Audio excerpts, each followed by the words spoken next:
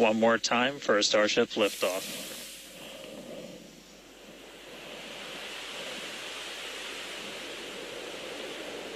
T-minus 15.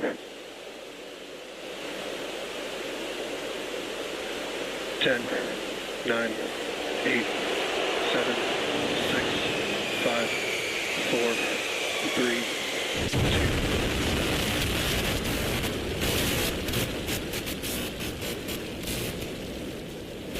We have liftoff.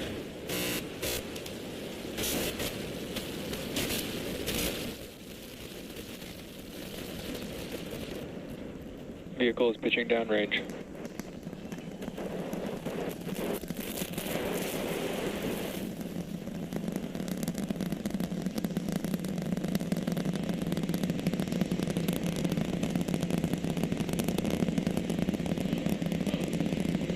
All right, 30 seconds into flight. The rumbles are still building here in the Raptor's nest. We're seeing 32 out of 33 engines lit on the Super Heavy right now. Coming up shortly is going to be max Q, that maximum aerodynamic pressure as we go uphill on the vehicle.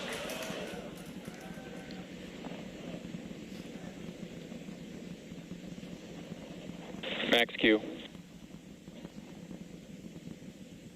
All right, we just passed through max Q, so we're going to continue on up. We still have about a minute and 30 seconds until we get to stage separation. Starship now flying faster than the speed of sound.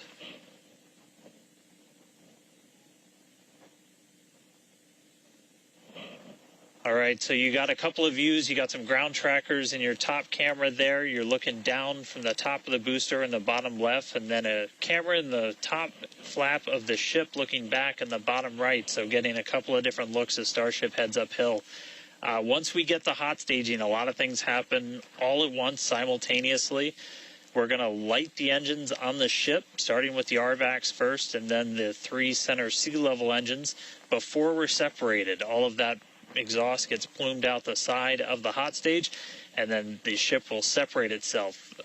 All but the 3 center engines on the booster are going to shut down, so the booster never stops its thrust while we go through this hot stage maneuver. After that, the booster is going to do its flip, start heading back, and then the ship will be on its own power on its way to space. So that should be coming up in just about 30 seconds from now. As of right now, still looking in like 32 out of 33 Raptors lit on the booster.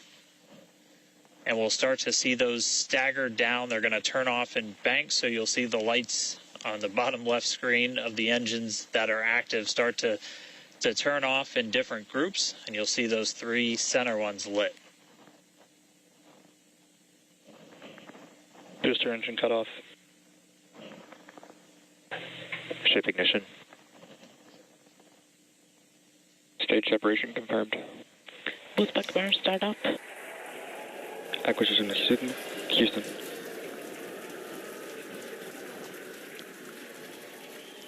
Hot stage confirmed. Ship under its own power. Booster boosting back.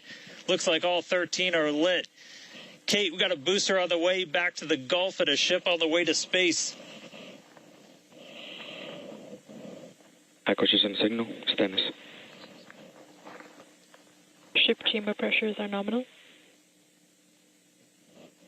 Ship power and telemetry nominal. All right, the first stage currently performing the boost back burn. This is expected to last a little over 1 minute. This propels the booster back toward the coast, taking it to a landing in the waters of the Gulf of Mexico. As you can see on your screen in the bottom left-hand corner, we were only using the 13 center engines from here on. Boost back burn shut down. Heard confirmation there of good boost back burn shutdown. Stage 2 tank pressures are nominal.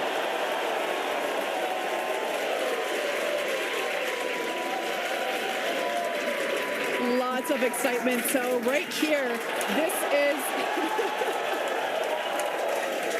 this is our view of the jettisoned hot stage. As we mentioned, this is a temporary fix to help reduce the weight of the booster, the Super Heavy booster. Future iterations will have a lighter weight integrated hot stage structure that won't need to be jettisoned.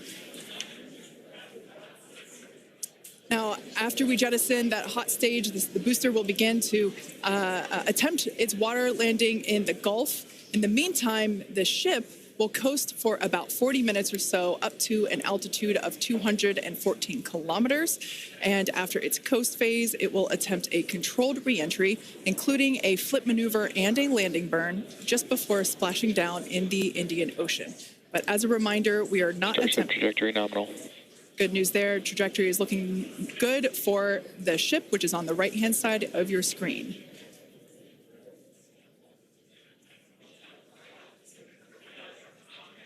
At this point in time, as you can see, we have no engines lit on the booster. It is coasting back toward the Gulf of Mexico for a water landing and ship under power of all 6 Raptor engines. There's 3 sea level and 3 vacuum Raptor engines that are lit, as we can see on your screen.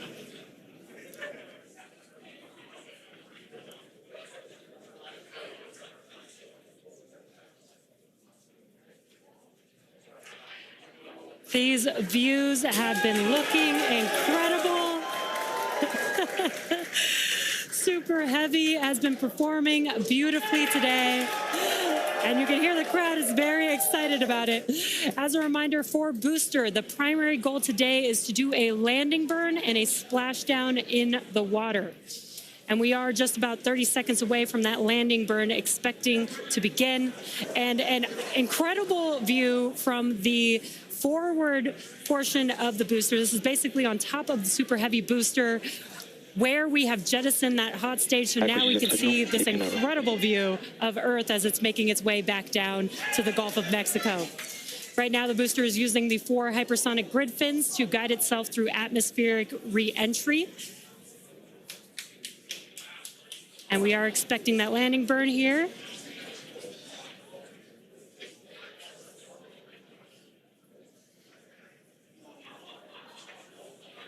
And we will be igniting 13 engines, and this is a great view. On your left-hand side is 3 views from the booster, and your right-hand side a view from the ship. And you can see those grid fins on your left-hand screen rotating and turning to guide the booster, and there's that landing burn.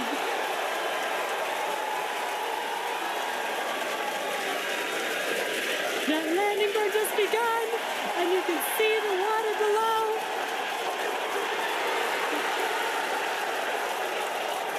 And we have splashdown.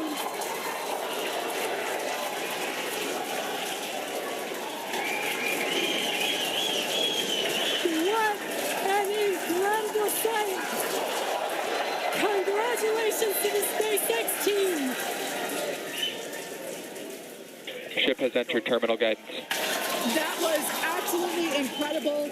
The first successful splashdown of the Super Heavy booster.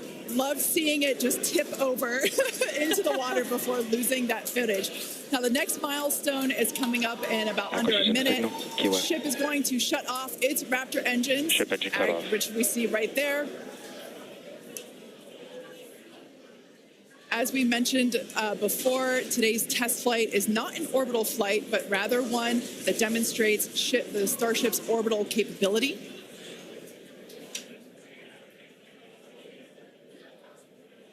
So right now, we are under power with just the 3 center Raptor engines.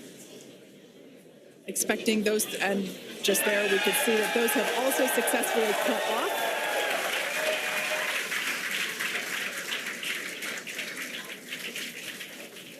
Ship FDS is saved.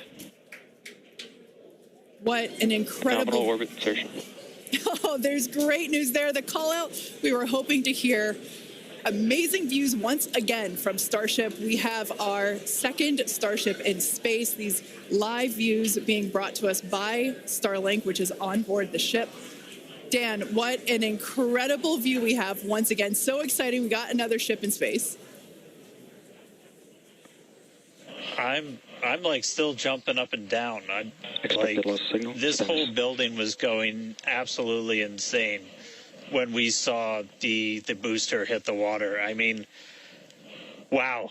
Congrats to everybody that's just been putting in insane amounts of hours on everything to make this thing a reality. And I feel like every single time we do one of these, we're seeing something wildly new. We got to see the hot stage jettison and the booster in the water. But just to recap real quick over everything that's happened. So we lifted off at 7:50 a.m. only 9 minutes ago. How has it only been 9 minutes? 7:50 a.m. Central at 12:50 UTC. We saw 32 of the 33 Raptor engines on Super Heavy make the ascent. We had successful cutoff, successful hot staging. All 6 engines on the ship powered it all the way into a nominal orbital trajectory. And we've already been getting some live views for the ship on board. After that, the booster was able to do its boost back burn. Oh, this looks like we're actually getting some views from the ground still, potentially from Florida, of the ship as it's up there. That's a view from some of our tracking cameras on the ground in Florida. But the ship, we just heard successful orbital insertion, so it's right where it needs to be and is now going to continue on its way to coast until it comes to reentry. But I mean, the booster, successful boost back burn, jettison the hot stage, and then a landing burn. It looked like we saw 12 of the 13 engines light up, and then that first ever soft splashdown in the water. So a whole lot still to come. Ship now on its way to its primary objective of entry. That's going to be coming up in just under 40 minutes from now. So a lot still to come, but wow, what a 9 minutes to start this mission off. So can't wait to see what entry is going to show us, but that launch was incredible. Back over to you, Jesse and Kate. Wow. I am still trying to catch my breath here. That was some incredible views that we have never seen before. It has been nonstop since liftoff, and with the booster having completed its job for the day, we're going to take a short break for about the next 28 minutes, and we'll return while we're going to take a break while the ship is continuing to coast before re-entry. Exactly.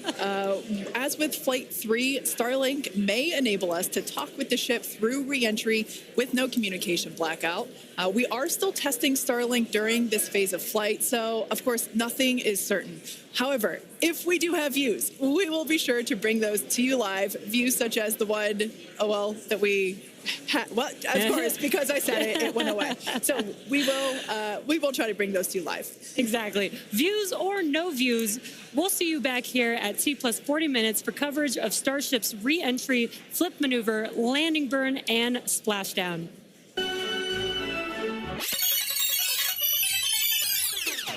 Welcome back to Starship's 4th flight test.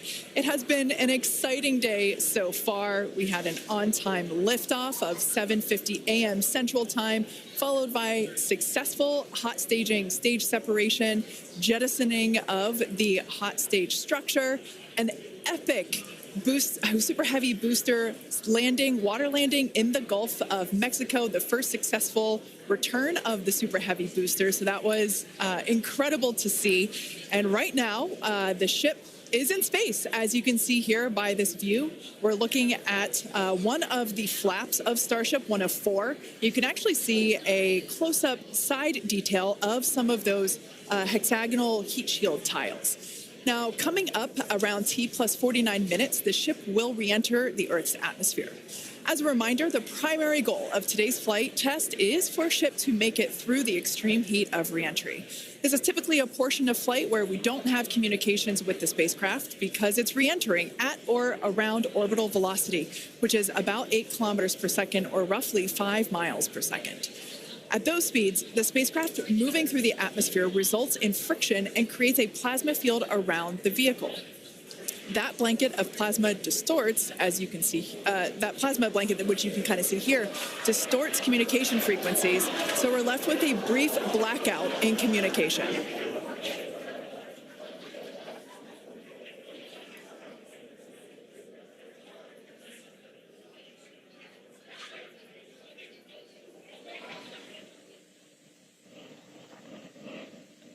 Hey, that's right, Kate. And Starlink's what's really allowing us to capture as much data as possible, especially through this reentry.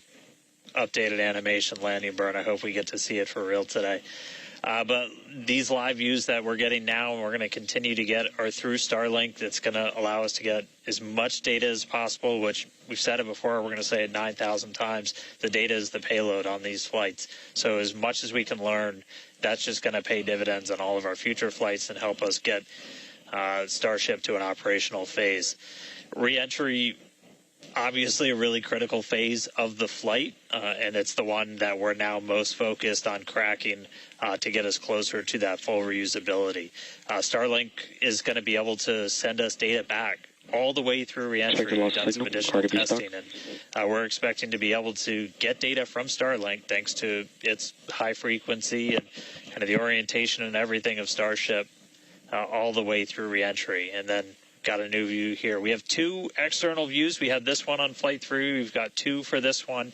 And we're going to continue adding views as we continue to evolve Starship. Again, this is an experimental vehicle. Believe me, I want as many camera views as you all do. So huge shout out to the AVI and the software teams and everybody that's been working with us. We're getting more cameras on Starship, not just because it looks cool, but this provides an incredible insight into reentry, which is, historically a really tough window to look through. Approaching entry interface. The physics of reentry are insanely intense. One of my favorite NASA astronauts, Victor Glover, recently described it as with the forces and the flows and the temperatures, it's like pointing at a raging river in one spot and saying, tell me exactly what's happening right there. And that's what a ship is experiencing as it goes through, as it's moving through the atmosphere at more than 5 miles a second and heating up to thousands of degrees. So just having visual representation, just being able to see what's happening is incredibly valuable. So these views are going to be through Starlink. We've got this one. This is in one of the forward flaps looking back. So if you see it rotating around, that's because, again, it's embedded in one of those forward flaps. So as we get through and we start to build up density in the atmosphere, this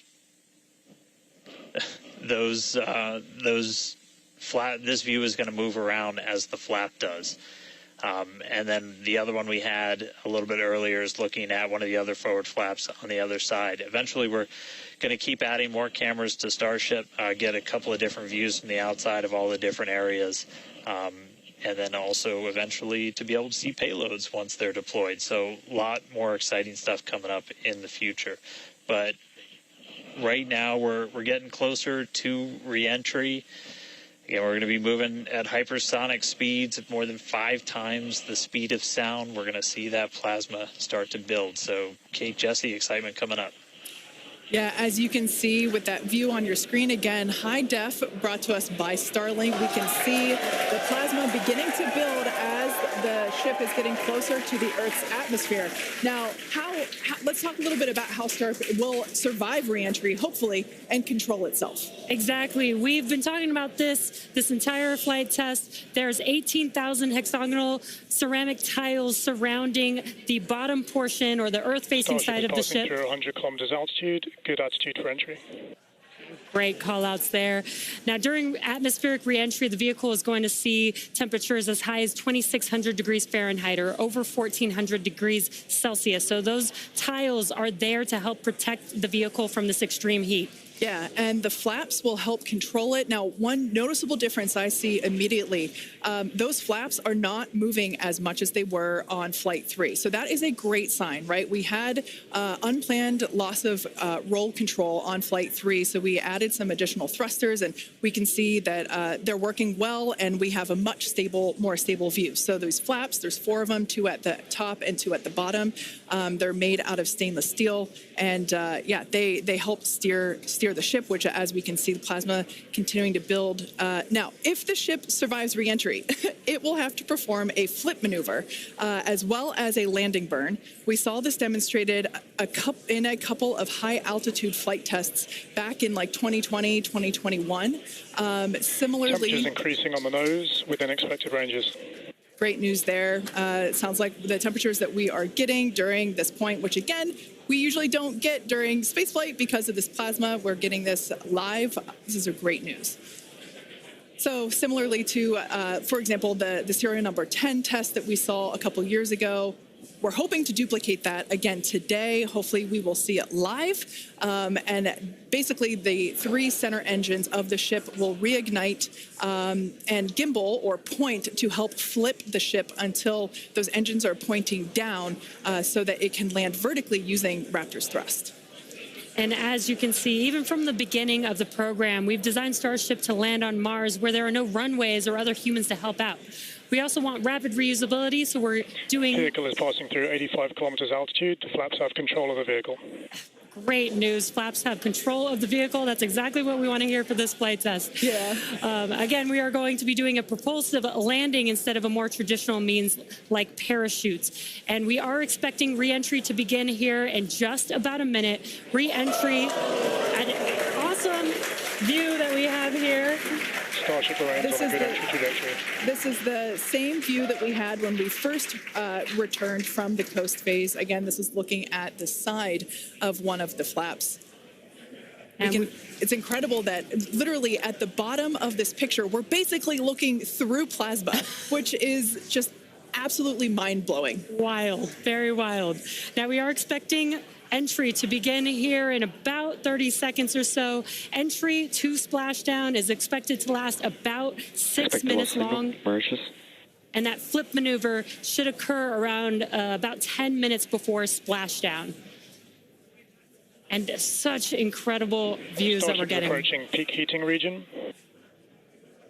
And great call-outs there. Yeah, these views are absolutely astounding. Nose temperatures continue to rise within expected region. And in your bottom right-hand corner, you can also follow along with the altitude of ship as it's returning back to Earth. So once again, this view is basically looking down into the plasma blanket that is building up around the exterior of Starship. It is traveling, as you can see on your screen. You can look in the bottom right-hand corner and see how fast it's going, how high it is, as well as the general orientation. Again, we're seeing a lot more stability, a lot more control here on this flight, which is great. It shows that the iterations, the learning... Starship is now in expected peak heating region. All right, great news there, telling us that this is basically the hottest point that Starship should get during its re-entry. Now, the heat shield is working with the atmosphere for some free braking, okay? The atmosphere is helping to slow the Starship down. Yeah, exactly. We're not using any engines or thrust to slow the vehicle down. Exactly what Kate mentioned. We're just using the atmosphere and those heat shield tiles protecting the vehicle as it's coming through that high heat temperature. Yeah. Now, this is another one of those moments that we have been waiting for. Right now, the ship is currently re-entering the Earth's atmosphere, and by all looks and all call-outs that we're hearing on the net, it is doing pretty well. Now, we do not plan to recover the spacecraft today, but rapid and reliable reusability is the ultimate goal.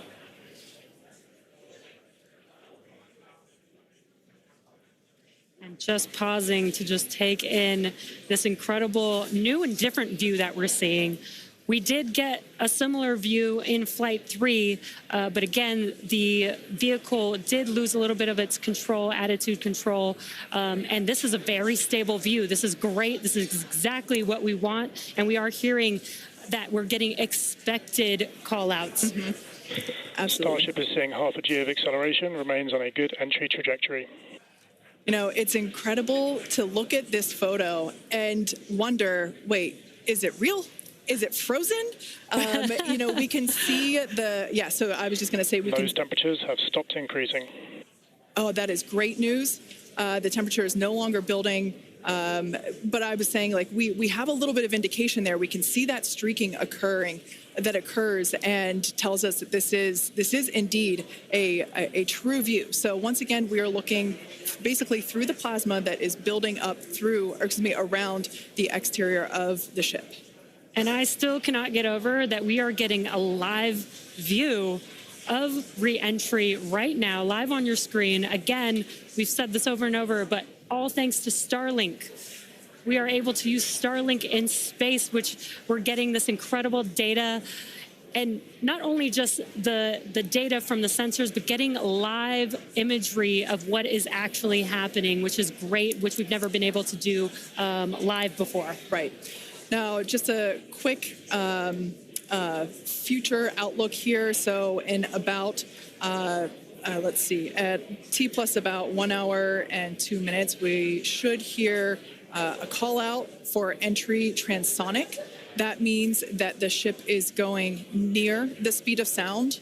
And then about a minute after that, we'll hear another call out saying entry subsonic, meaning that the ship is going below the speed of sound. So these are all continued indications that the atmosphere, right, as the ship comes back down, it is getting through the more dense part of the atmosphere, and that atmosphere is helping to push against the vehicle, and those heat shields are protecting the vehicle during this high heat period.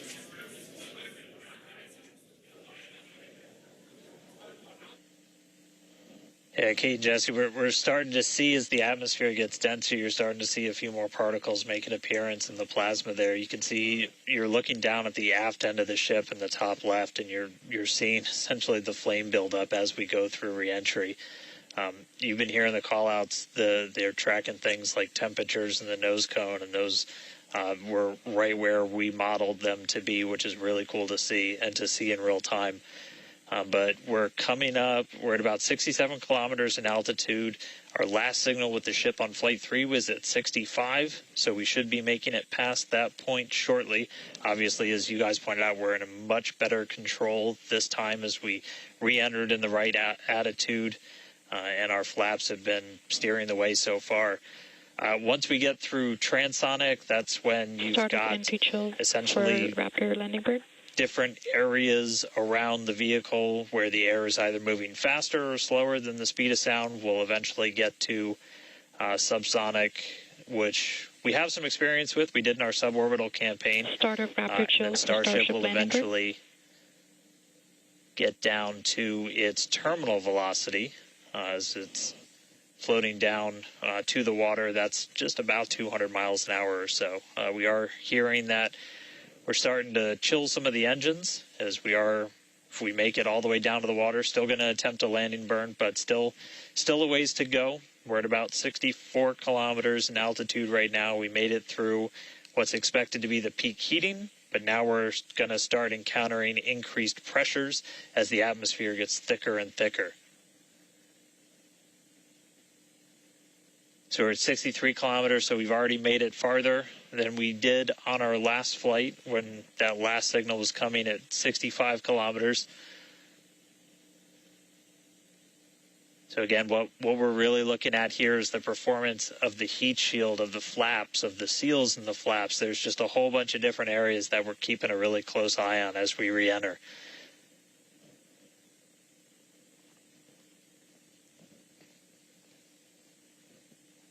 Starship remains on a good entry trajectory.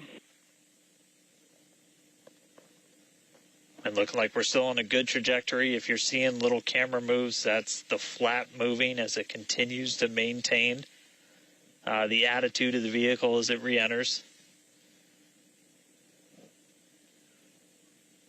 And I mean, not just camera views, but we've got sensors inside the ship. We've got those sensors down at the very aft end of the vehicle where we pointed out we had some intentionally missing tiles, where we've got some sensors looking at just how hot it's getting around there.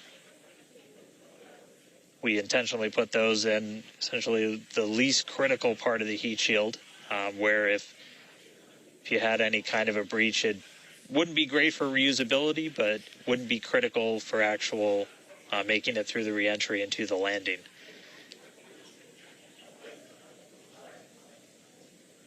"58 kilometers, we're continuing to descend. Again, right now we are over the Indian Ocean. We're actually getting closer and closer to that expected splashdown point, which is just to the off the northwest corner of Australia.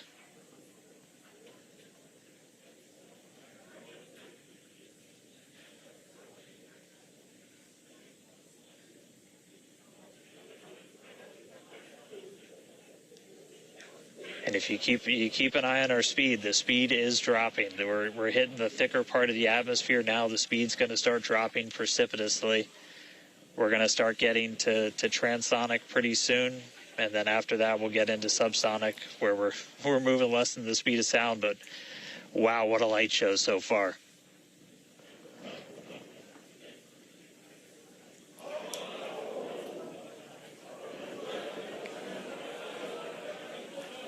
External temperatures are starting to come down. Again, this camera view is looking right at one of the forward flaps. And we're strategically putting some cameras around the vehicle to just look at the different areas that looks like we got the flap starting to come apart a little. Yeah, it does appear that we have a little bit of burn through there. We can see pieces of the vehicle flying off. What a show it has been. It's been like watching Interstellar or something. This is wild to see this, but the ship is still coming down, which is incredible to see. How far can it go? That is the question. Keep your eye on the altitude in the bottom right-hand corner. We're at 54 kilometers right now. Now, ultimately, the data is the payload today. We've been saying it multiple times. Our teams are sitting, reviewing this data live, learning where the hot spots are. As you can see, there's an obvious hot spot there with the flap, and learning how we can improve this design. The goal was to get as far through this high heat re-entry as possible. Ideally, we'd love to make it all the way down and perform that landing burn and flip maneuver, but we may not get that far today. We will see.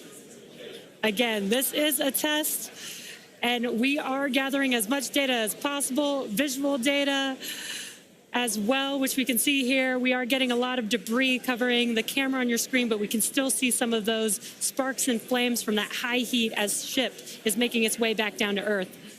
Ship now at 50 kilometers and closing. The good news is we still got, looks like that camera lens just cracked. It's safe to say ship's getting a little beat up, but that's to be expected on a test flight. We are still learning how to improve the ship for total survival and recovery of the high heat reentry. I'm honestly impressed that we're still getting this live view despite how much debris is coming off of this flap right now. The fact that we've got it is good news. And I may have jinxed it. I apologize. Look at that. It's back.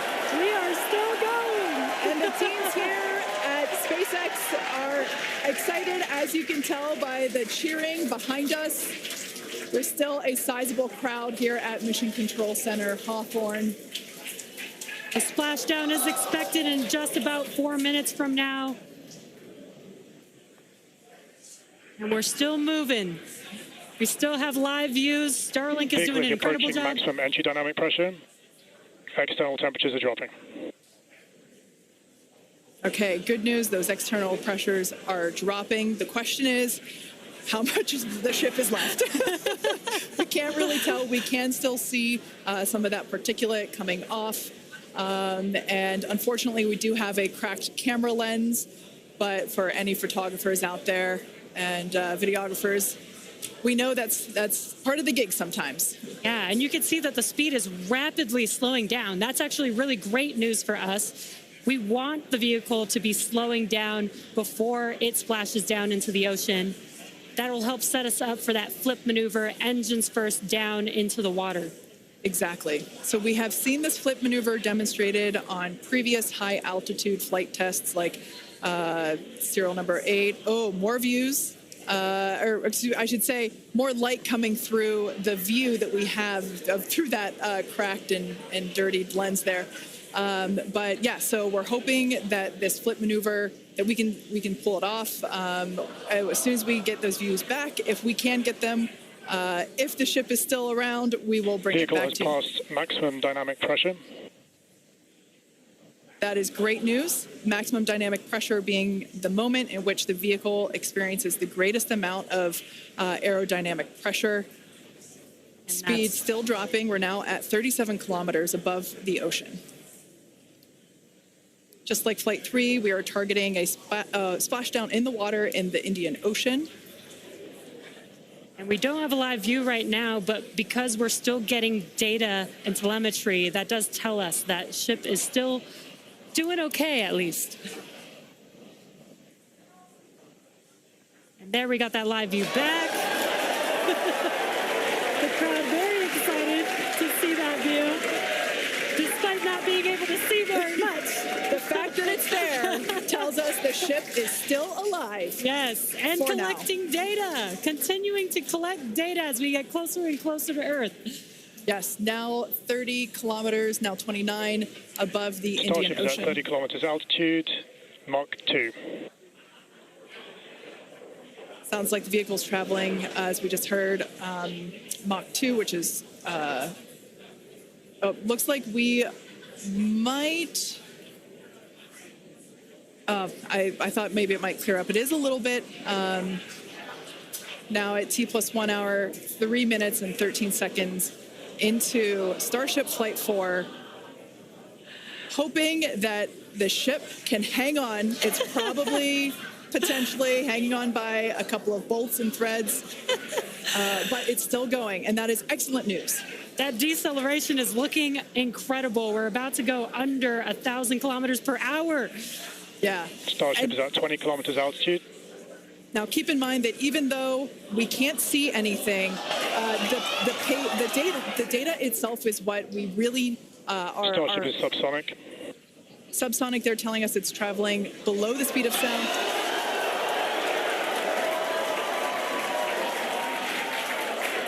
That movement means the flaps are actuating. I think we can see something.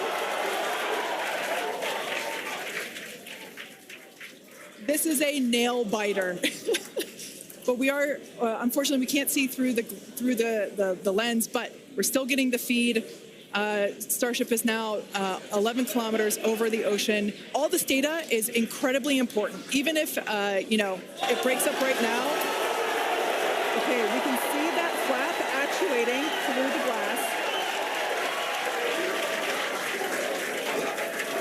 Starship is passing through 10 kilometers altitude. Okay, the next milestone will be initiation of the flip maneuver and landing burn. Keep an eye on the bottom right corner of your screen for those 3 center engines to relight. They will gimbal or angle so that the ship flips itself back up vertical and hopefully lands in a vertical position. And the crowd is very excited to get this view of that flap still maneuvering. Starship is passing through 5 kilometers altitude.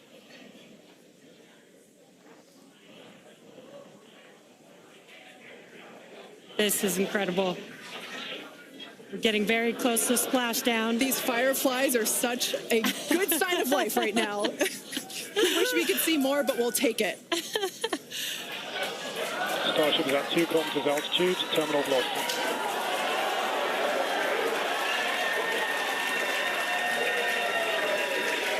Landing burn startup for Starship.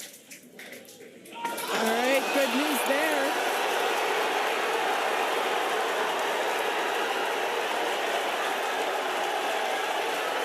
Nominal chamber pressure. Landing burn startup.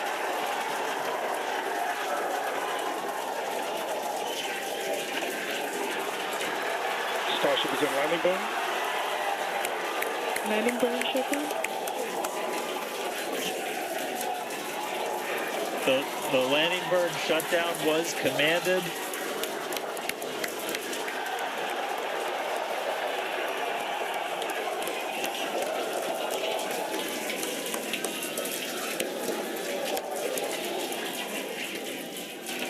Wow. I mean, it was a little bit of use your imagination as you were going down with what we could actually see, but we were able to hear the ship did its landing burn. It sounded like we might have got 2 engines. There's the final call for landing burn shutdown, but we'll go back through all the data, but we did get confirmation that a landing burn took place. Starship made it through re-entry and did its first ever landing burn.